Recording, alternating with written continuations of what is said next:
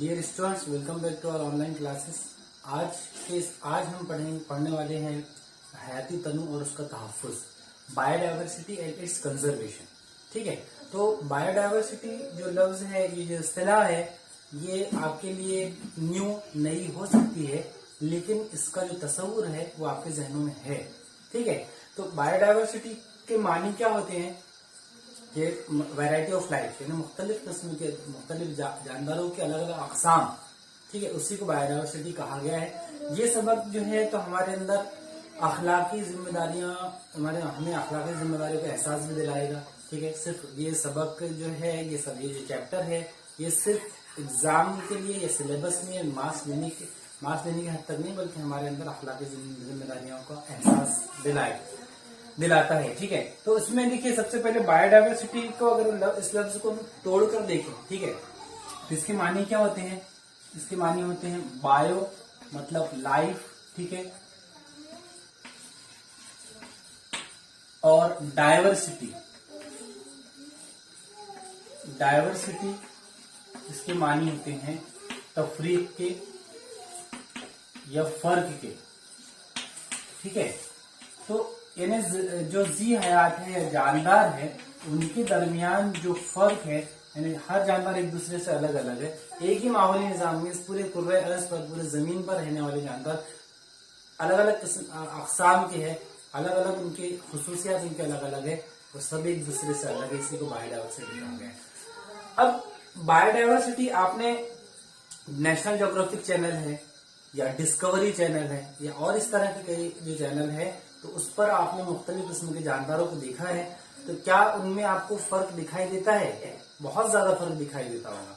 ठीक है, तो वही जानदारों में जो हर जानदार एक दूसरे से अलग है, ये फर्क जो है, इसी फर्क मुख्तलिफ किस्म के जानदार, उन्हें क्या कहा गया है? उन्हें कहा गया है बायोडाइवर्सिटी।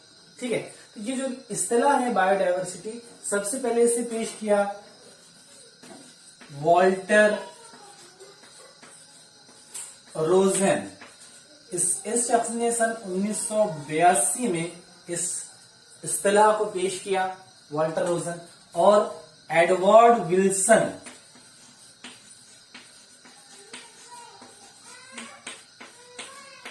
इस शख्स ने इस इस्तिलाह को मशहूर किया। जितने भी जानदार आप देखते हैं, मैंने कहा अभी आपको कि डिस्कवरी चैनल है, नेशनल ज्योग्राफिक चैनल है, उसमें जो मुख्तलिफ किस्म के जानदार, चाहे परिंदे हो, चाहे जंगली जानवर हो, चाहे पौधे हो, या और जो भी जानदार अलग अलग किस्म के देखते हैं, तो उनमें फर्क है ही, उनकी बनावट में फर्क है। ठीक है, उनकी मस्किन अलग है, उनकी बनावट, उनकी मिस्किन मतलब रहने की जगह। ठीक है, उसके बाद में उनकी ग़िज़ा, उनका अरसे हयात यानी उनकी उम्रें, ये सब एक दूसरे से अलग है। ठीक है, यानी बनावट हर जानदार की आपको एक दूसरे से अलग दिखेंगी। मस्कन यानी हर जानदार एक ही किस्म की जगह पर नहीं रहते। कुछ जानदार पानी में है, कुछ दरख्तों पर होते हैं, कुछ जमीन के अंदर होते हैं, कुछ जमीन पर होते हैं। ठीक है, इसी तरह ग़िज़ा, सभी जानदारों की ग़िज़ाएं एक जैसी नहीं है। कोई जानदार सब्ज़खोर, सब्जियों पर अपनी ग़िज़ा के लिए मुनहसर करते हैं। कुछ जानदार गोश्त खोर होते हैं, गोश्त खाने वाले जानदार। ठीक है, अरसा हयात की अगर बात करें तो हर जानदार का अरसा हयात एक ही नहीं होता। ठीक है, कुछ जानदारों की 15 साल, जैसे कौवा वगैरह, कुछ जानदार जैसे बिल्ली वगैरह, इसकी उम्र 35 से 40 साल होती है। इंसान की बात कर लें तो इंसान की औसतन उम्र 100 साल होती है। तो अरसा हयात में भी जानदारों के फर्क होते हैं, मतलब हर तरह का तनु पाया जाता है, हर तरह का फर्क पाया जाता है जानदारों के अंदर। तो इसी को क्या कहा गया है? बायोडाइवर्सिटी। शनाख्त की गई है सिर्फ चूंटियां ही, 20,000 किस्म की चूंटियों की शनाख्त की गई है। अभी तक हमने क्या देखा था? सिर्फ काली चूंटियां और लाल चूंटियां, या और तीसरी किस्म की चूंटी देखा होगा आपने कोई, ठीक है, या सुना होगा। लेकिन हैरान करने वाली बात यह है कि 20,000 किस्म की सिर्फ चूंटियों की 20,000 अक़साम है, अनवा है। ठीक है, इसी तरह से अगर मछलियों की बात करें तो मछलियों की 28,000 अलग अलग अक़साम है मछलियों के। इसी तरह से जो भंवरे बीटल्स जो होते हैं, इनके अक़साम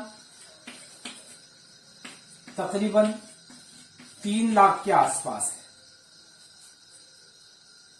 तो ये बायोडायवर्सिटी जो हर जानदार में जो हयाती तनु हमको नजर आता है, क्या ये हमारे जमीन के वजूद के साथ ही है, हमारे जमीन के वजूद के साथ वजूद से ही है मौजूद, या फिर इतना तनु क्यों?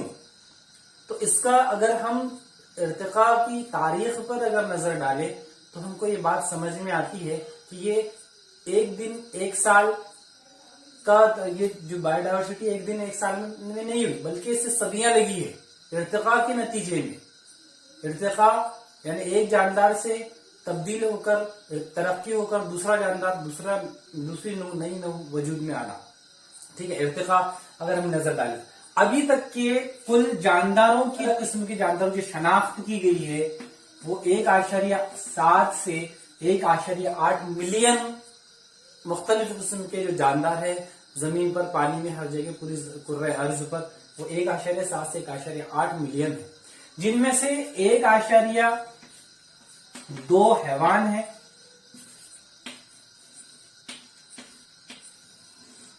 और 0.5 से 0.6 ये नबातात है।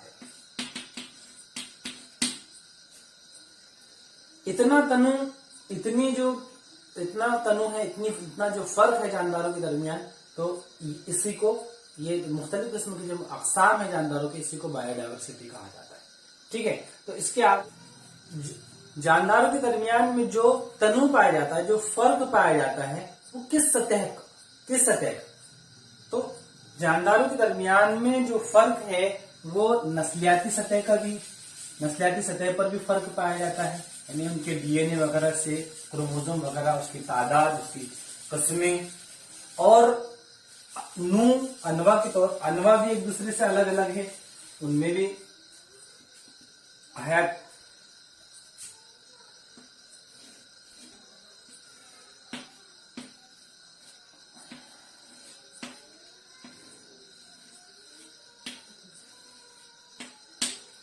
अब इसकी अगर सतहों की बात करें तो पहली जेनेटिक डायवर्सिटी,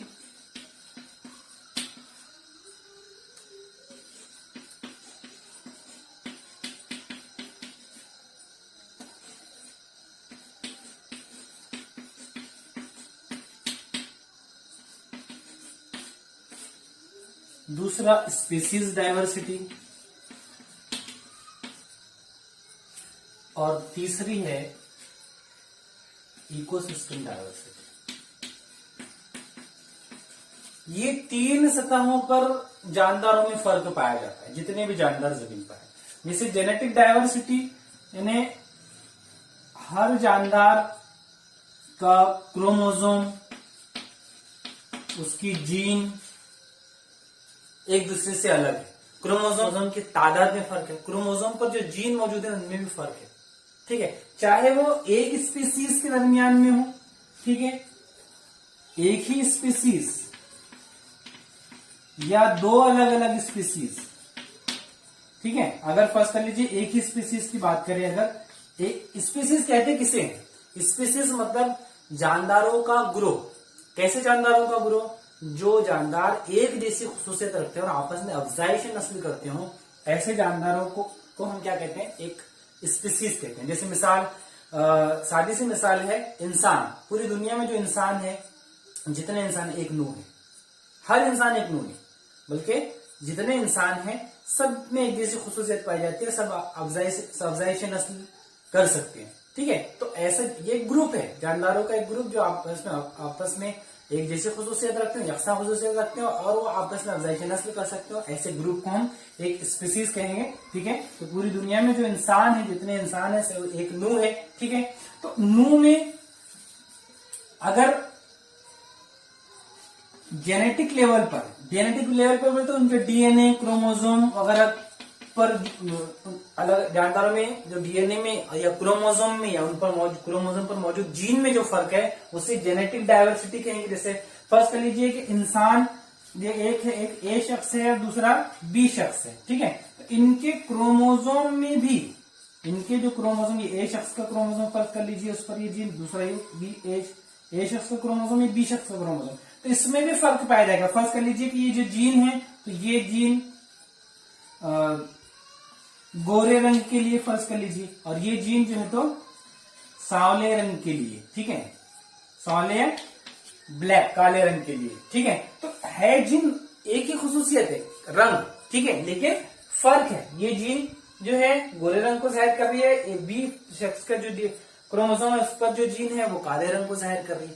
तो कहीं ना कहीं इस एक ही स्पीसीज के मेंबरों के दरमियान, उनके डीएनए के दरमियान, उनके क्रोमोसोम के दरमियान, उनके जीन के दरमियान भी फर्क पाया जाता है। इसे जेनेटिक डाइवर्सिटी कहा गया है। या एक ही स्पीसीज के मेंबरों के दरमियान भी फर्क हो सकता है, और दो अलग अलग स्पीसीज के क्रोमोसोम के दरमियान तो बहुत ही फर्क पाया जाएगा। जैसे एक ही स्पीसीज की बात करेगा तो हर इंसान का डीएनए 0.1% फर्क पाया जाता है। 0.1% एक दूसरे से अलग है हर इंसान का डीएनए, चाहे वो हर इंसान का डीएनए, ठीक है। तो ये स्पीसीज में फर्क है, उनके डीएनए में फर्क, और दो अलग अलग स्पीसीज के दरमियान में, जैसे फर्ज कर लीजिए कि भाई इंसान के अंदर, इंसान में 23 जोड़ियां क्रोमोसोम की पाई जाती है। चूहों की बात करें तो उनमें 20 जोड़ियां क्रोमोसोम की पाई जाती है। तो ये तादाद का फर्क हो गया, क्रोमोसोम की तादाद का, जीन का फर्क मैं बताया है आपको। तो ये सब क्या कहलाएगा, ये सब जेनेटिक डाइवर्सिटी कहलाएगा। और ये जो फर्क होता है डीएनए पर या क्रोमोसोम में या जीन में, तो यही इर्तिका का सबब बनता है।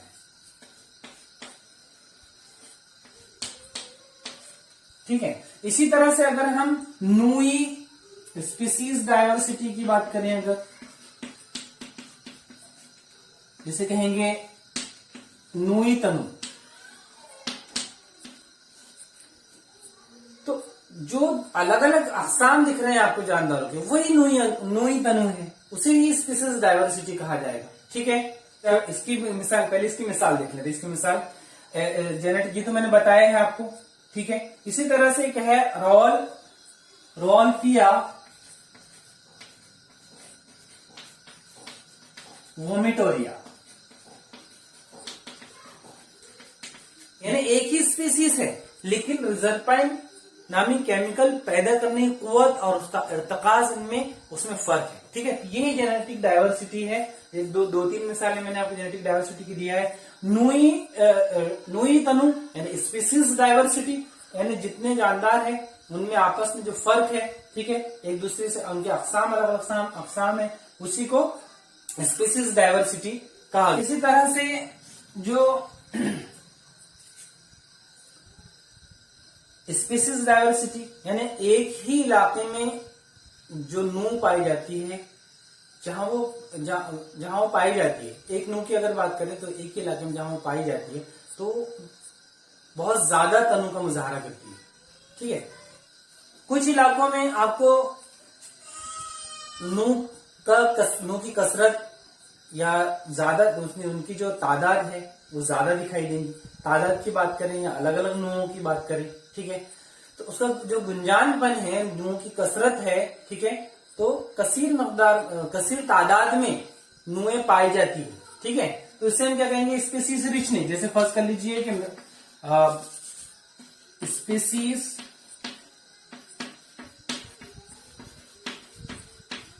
रिचनेस, जिसे कहेंगे नुई कसरत। इनमें फर्ज कर लीजिए जंगल को फर्ज कर लीजिए, जंगलात, उसमें अलग अलग किस्म के जो जानवर हमको दिखाई देते हैं। ठीक है। तो वो स्पीसीज रिचनेस कहलाएगा। इसी तरह से जो वेस्टर्न घाट यानी मगरबी घाट है और मशरकी घाट है, ठीक है, ये हमारे भारत के इलाके, यहाँ पर मगरबी घाट में जो उनकी तादाद ज्यादा पाई जाती है बनिस्बत मशरकी घाट के। ठीक है। तो ये स्पीसीज रिचनेस कहलाएगा। और एक होता है स्पीसीज इवननेस, यानी जो इंफरादी जानदार की, यानी नू की बात नहीं हो रही है यहाँ पर, एक नू है, उसमें कितने अफराद है उसकी बात हो रही है, तो इसे स्पीसीज इवननेस कहा जाएगा। अलग अलग किस्म के जो अनवा है, उनके जो मेम्ब्रान है, उनकी तादाद उनमें तकरीबन कम या ज्यादा सेम ही हो सकती है। ठीक है। ठीक है, थोड़े से फर्क से, तो उससे स्पीसीज इवननेस कहा जाएगा। इसी तरह से इकोसिस्टम डाइवर्सिटी, इकोसिस्टम डाइवर्सिटी ऐसे कहेंगे माहौली निजाम में जो तनु होता है, यानी फर्ज कर लीजिए कि हम भारत की अगर बात करें तो इसमें अलग अलग इलाके, अलग अलग रीजन पाए, रेगिस्तानी इलाका है, जंगलात, सरसब्ज जंगलात वाला इलाका है, बड़े बड़े जो समंदर, पानी, तालाब है, उसकी अगर बात करें तो ये माहौली निजाम है और इनमें काफी फर्क है। रेगिस्तानी इलाकों में वहां वो अनवा पाई जाएगी जो वहां पर जिंदा रह सकती है। जंगलात में बहुत ज्यादा किस्म के अलग अलग अकसाम पाई जाती है जानदारों की, ठीक है। इसी तरह से जो समंदर है या तालाब है, वहां पर पानी में रहने वाले जानदार। तो ये इकोसिस्टम है, इकोसिस्टम यानी ये जो माहौली निजाम है, इनमें भी फर्क पाया जाता है। तो इससे क्या कहा जाएगा, इकोसिस्टम डाइवर्सिटी कहा जाएगा, ठीक है। So these are all about the introduction और basic concept of biodiversity and its conservation.